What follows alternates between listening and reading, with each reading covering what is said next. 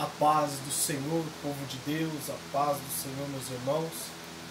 Quero saudar a igreja com a paz do Senhor. Amém? Seja muito bem-vindo ao canal. Quem vos fala é o evangelista Alex Silva. Que você possa ser muito bem-vindo a este conteúdo. Desde já eu quero te pedir, você curta, compartilhe, se inscreva no canal, você que não é inscrito, ative o sininho, para que você possa receber novos vídeos e assim também contribuir para a obra de Deus com este canal. Não vai te custar nada você curtir, compartilhar e se inscrever no canal. Isso vai trazer benefícios não somente para a tua vida, mas também para o canal, para que ele possa continuar crescendo e assim, para a glória de Deus, alcançar milhões e milhões de vidas, muitas vidas serem alcançadas através da palavra de Deus. Quero louvar a Deus porque estamos numa caminhada onde o tema que nós estamos abordando é prossigamos em conhecer a Deus. E a base deste tema, a gente está abordando a primeira carta de Paulo da igreja de Corinto, capítulo 15, do verso 1 até o verso 58.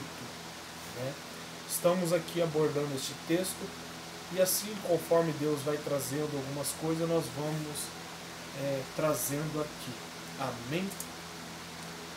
Primeira carta de Paulo à igreja de Corinto, capítulo de número 15, verso de número 18, capítulo 15, versículo 18, está escrito: E também os que dormiram em Cristo estão perdidos?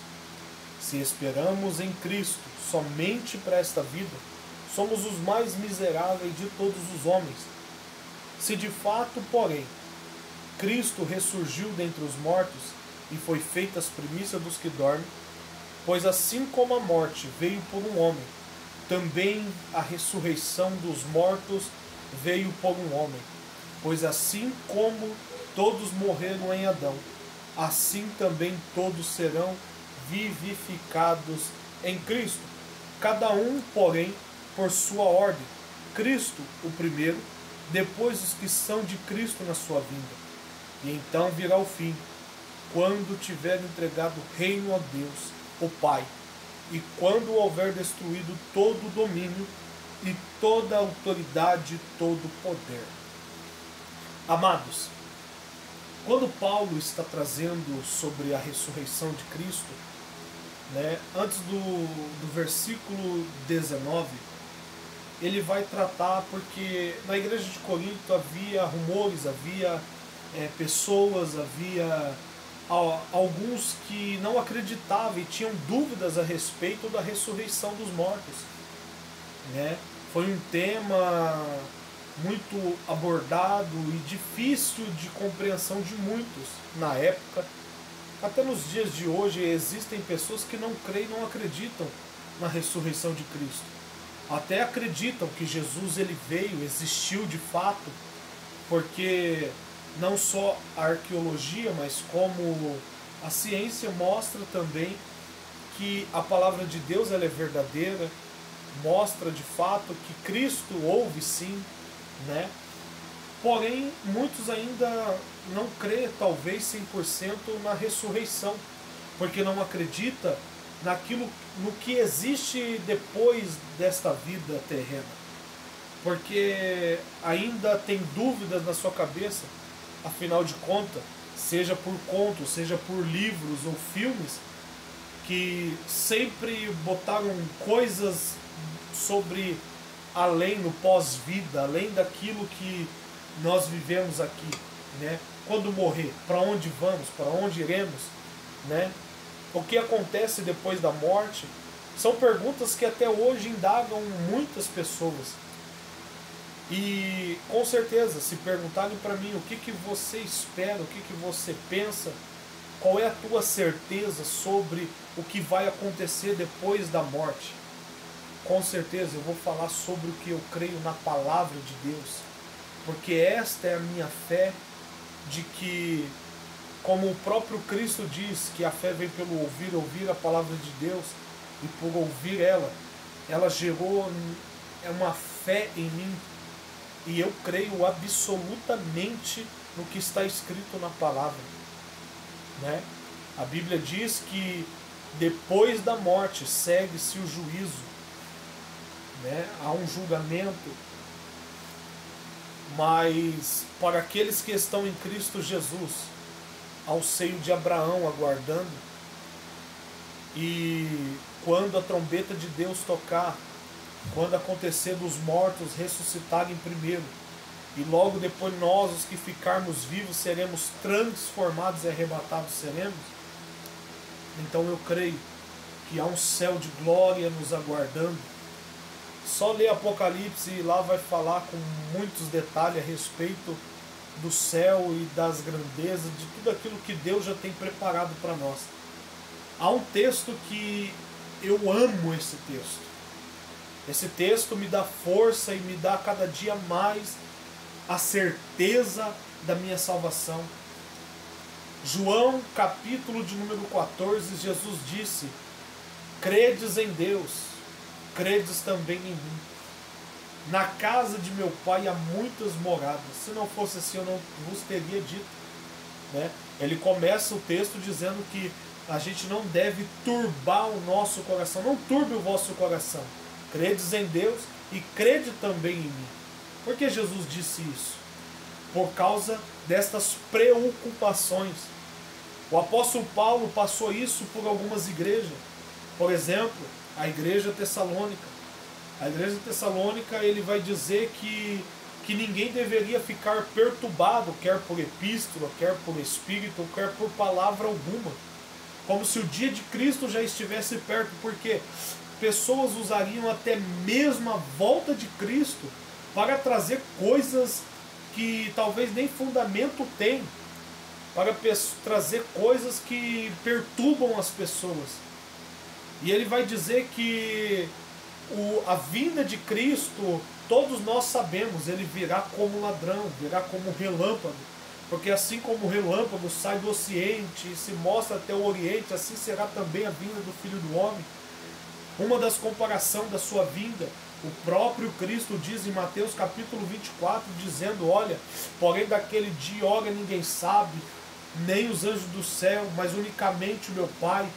E como foi nos dias de Noé, assim será também a vinda do Filho do Homem. Portanto, comiam, bebiam, casavam e davam-se em casamento, e não perceberam que veio o dilúvio e os levou a todos. Assim será também a vinda do Filho do Homem. Então Jesus virá num tempo e num momento que ninguém espera. E agora, cá entre nós, nos dias de hoje, as pessoas estão tão acostumadas com esta vida. Está parecendo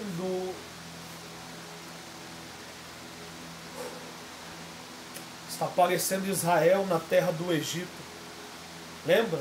Quando Israel, por causa da fome, foi parar na terra do Egito, e através de José, sua família teve estadia no Egito, sua família pôde ter uma terra, uma casa, para peregrinar lá, até que os anos de tribulação ou os anos de fome passassem. E José, quando está perto de morrer, ele diz: olha, certamente Deus vos visitará e vai fazer vocês saírem daqui para a terra que ele jurou aos nossos pais, a Abraão, Isaac e Jacó. Só que o que nós vemos quando você continua o decorrer da história, quando chegamos em Êxodo, capítulo 1, 2, 3, 4, 5, 6, 7, 8 e por aí vai, números, quantas vezes você percebe que Israel, mas principalmente em Êxodo ali, que detalha muito ali sobre a saída deles da terra do Egito, você vai ver e vai perceber um povo acostumado com aquela terra. Qualquer dificuldade, a primeira coisa que vem à mente é aquela terra, a terra do Egito. Que lá pelo menos tinha pepino, lá pelo menos tinha, um povo ingrato, um povo reclamão, um povo que murmura, um povo que nada estava bom. E olha que eles teve todos os sinais de Deus visíveis para que possam crer. Agora Jesus ele vai trazer um detalhe: quando ele ressuscita, ele vai liberar uma palavra, e esta palavra, ela cabe a nós. Jesus vai dizer: bem-aventurado aqueles que não viram, mas creram. Então, se você não viu talvez sinais miraculosos da parte de Deus, mas por ouvir a palavra de Deus, você creu em Jesus, você é um bem-aventurado. Oh, aleluia! Que Deus te abençoe, meu irmão. Fique comigo nesse vídeo, compartilha, curta, transmita essa mensagem de alegria, de fé, de esperança para aquele que está desanimado, caído, prostrado, achando que acabou a história por ali. Não, ainda não acabou. Há um céu nos aguardando. Aleluia. É interessante que quando olhamos para a palavra de Deus, ainda na carta de Paulo a 1 Tessalonicenses, uma das orientações de Paulo, ele vai dizer: consolai aqueles que estão tristes com estas palavras, que há uma esperança e que Cristo ressuscitou dentre os mortos, Cristo está à direita de Deus e por intermédio dele nós somos salvos. Ei, meu irmão, ainda não é o fim para você, não é o fim para a tua história, e eu quero declarar esta palavra na sua vida, amém? Continuamos então. Então Paulo, ele vai abordar e vai trazer que como a morte, ela entrou por um homem. Que homem? Adão. Lá no Éden, né, todos nós sabemos que Adão, ele come do fruto que a mulher dá a ele. Mas perceba que quando ele come, então o pecado vai se originar ali, né? Porque através da mulher, Adão vai, come o fruto, mas ele tinha a palavra dentro dele que daquele fruto não poderia. Talvez ali Adão deveria ter se posicionado e ser um intercessor pela sua mulher, para que o Senhor então perdoasse ela. Mas não, ele vai e come também do fruto. E ao comer do fruto, por intermédio de um homem, entrou o pecado, foi inserido o pecado na raça humana, e a partir dali, né, começou a se imprimir, né, várias cópias daquilo. Então o pecado, ele foi se propagando, e infelizmente essa carne, o Senhor condenou ela e disse que do pó veio e do pó voltarás. Mas quando olhamos agora Paulo pregando, Paulo vai dizer: tudo bem, a morte, ela entrou por intermédio de um único homem, mas a ressurreição, a vida, também entrou por intermédio de um outro homem, aleluia. E a saber, o seu nome, Jesus Cristo. Jesus veio como segundo Adão, para que então houvesse a purificação e houvesse redenção. Entenda uma coisa: esta carne aqui, meu irmão, de duas uma: ou ela volta para o pó, ou ela vai ser transformada num arrebatamento, como Paulo diz. Paulo diz dessa forma: e dada a palavra de ordem, o mesmo Senhor descerá do céu com voz, alarido de arcanjo e com a trombeta de Deus, aleluia, ele vai descer, e os mortos ressuscitarão primeiro. Depois nós, os que ficarmos vivos, seremos transformados e arrebatados seremos, e estaremos com ele nos ares, e isso é para a glória de Deus. Então há uma transformação. Em João ele diz que ainda não é manifesto o que havemos de ser, mas quando ele vier, assim como ele é, o veremos, ou seja, então se tornaremos semelhante a ele. Aleluia, bendito seja o nome do Senhor. Então ele vai dizer que existe uma ordem. Primeiro é Cristo, né? Ele é a primícia. E os que são de Cristo na sua vinda. Então ele vai dizer: então virá o fim. E quando tiver entregado o reino a Deus, oh aleluia, Deus é absoluto e é soberano, mas todo poder o Senhor o Deus Todo-Poderoso entregou ao seu Filho amado Jesus Cristo, aleluia. Então, meu irmão e minha irmã, enquanto ainda tem tempo, busque o Senhor enquanto se pode achar, e invoca Ele enquanto está perto. Enquanto eu estou declarando isto neste vídeo, eu te convido, feche os teus olhos, dobre o joelho, aleluia, e se entrega na presença de Deus. Dobre os teus joelhos e peça a misericórdia de Deus, peça a redenção na tua alma, no teu espírito, peça para que o Senhor, aleluia, venha sobre você mais uma vez e te reerga novamente, para que você possa, aleluia, estar ligado ao corpo de Cristo, para que você possa novamente, aleluia, oh glória, entrar dentro de uma igreja, aleluia, não para julgar alguém, não para quando Deus te restaurar você se tornar alguém que julga as pessoas, mas para que você também possa carregar o ministério da reconciliação. É um ministério que nós recebemos de Deus, aleluia. Quando Deus me levanta, não é para julgar o meu irmão, Deus me levanta para que eu possa, aleluia, ajudá-lo a se levantar também, porque carrega o ministério da reconciliação, aleluia. Deus Todo-Poderoso, neste momento, aleluia, oh glória, fale com o Senhor, ore em línguas, se você ora em línguas, peça o renovo, peça, Senhor, aleluia, para que o Senhor te capacite, para que o Senhor venha sobre a tua vida e te dê o direcionamento correto, o direcionamento certo para a glória de Deus. O domínio é dele, mas chegará o dia, como está escrito no versículo 24, que ele vai entregar o reino a Deus o Pai, e quando houver destruído todo o domínio e toda a autoridade, todo o poder, pois convém que ele reine até que haja posto todos os inimigos debaixo dos seus pés.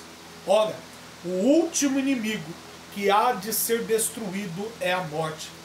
O apóstolo Paulo, escrevendo à igreja de Éfeso, capítulo 6, do versículo 10, ele diz: no demais, irmão meus, fortalecei-vos no Senhor e na força do seu poder. Tomai sobre vós toda a armadura de Deus, para que possais resistir o diabo. Tomai sobre vós, e ele vai declarar, né, aleluia, toda a armadura de Deus. E ele vai dizer que a nossa luta não é contra a carne, não é contra o sangue, mas sim contra principados, potestades, dominadores, contra hostes infernais da maldade, contra aonde? Nos lugares espirituais. O Senhor vai colocar por terra toda a autoridade, o Senhor vai colocar por terra todo o poder, toda a hierarquia, ele vai colocar por terra tudo aquilo que hierarquia demoníaca, toda a hierarquia que não é de Deus, tudo aquilo que não é de Deus, todo o poder que não vem de Deus, toda a autoridade que não vem de Deus, Deus vai colocar por terra, Jesus vai colocar por terra. E quando ele colocar por terra, e aí o apóstolo Paulo diz que o último adversário, o último inimigo é a morte. E quando ele houver feito tudo isso, então ele vai então se sujeitar a Deus Pai, vai entregar. E Apocalipse está escrito que então Deus será sobre tudo e sobre todos, aleluia, bendito seja o nome do Senhor. Vamos lá, olha o que está escrito: pois todas as coisas sujeitou debaixo dos seus pés. Quem sujeitou todas as coisas? Deus. Deus sujeitou todas as coisas debaixo dos pés de Jesus. Olha, e ele vai dizer: mas diz que todas as coisas lhe estão sujeitas? Claro que está, e se exestua aquele que lhe sujeitou todas as coisas. E quando todas as coisas lhe estiverem sujeitas, então também o mesmo Filho se sujeitará àquele que todas as coisas lhe sujeitou, para que Deus seja em tudo e em todos, aleluia. Lembra que em Romanos está escrito que Paulo diz que todo joelho se dobrará e toda língua confessará que Ele é o Senhor? Quando todos estiverem sujeitos a Ele, aleluia. então ele também se sujeitará a Deus. Oh, aleluia. Há muitos que não querem se dobrar perante ele porque estão cheios de autoridades, estão cheios de poder que não vem de Deus. São pessoas arrogantes, são pessoas soberbas, são pessoas que acham que Deus, que Cristo não é real, que Cristo não existe. Mas chegará um dia que Deus vai fazer todos se sujeitarem perante ele. E quando todas as coisas, tudo estiver sujeito a Cristo, então o próprio Cristo, num gesto tremendo e maravilhoso, também vai se sujeitar ao Pai. Porque o Pai será sobre tudo e sobre todos para a glória de Deus.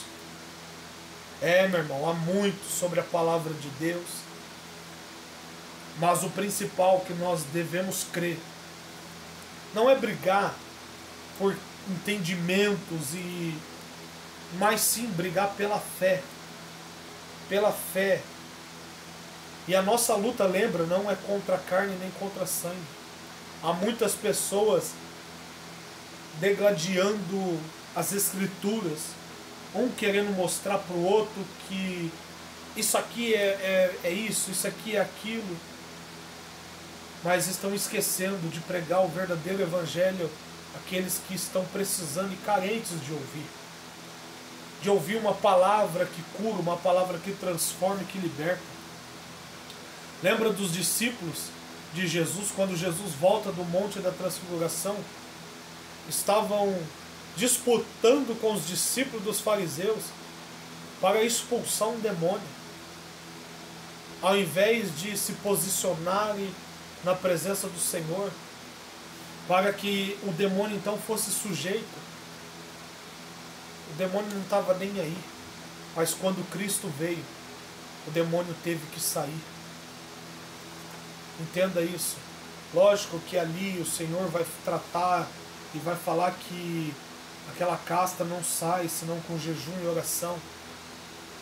Mas entenda uma coisa, nós ficarmos brigando por entendimentos, por palavras, isso não edifica. Uns dizem que será assim, outros dizem que será assim. Ei, lembra quando Paulo vai trazer também a igreja de Corinto? Porque muitos diziam, eu sou de Apolo, eu sou de Cefas, eu sou de Paulo, eu sou de Jesus. E ele vai dizer, porventura, agora Cristo está dividido? Porventura agora Deus está dividido? E ele vai trazer, um planta, um rega, um semeia e o outro colhe. É um conjunto, igreja do Senhor. Ao invés de ficarmos degladiando, oremos uns aos outros, nos fortalecemos, vamos se unir, vamos somar, para que Cristo reine em todos nós, para que Cristo seja glorificado, porque próximo está a sua vinda. E Maranata, Maranata, hora vem, Senhor Jesus. Que Deus te abençoe. Que Deus multiplique a paz sobre a tua vida.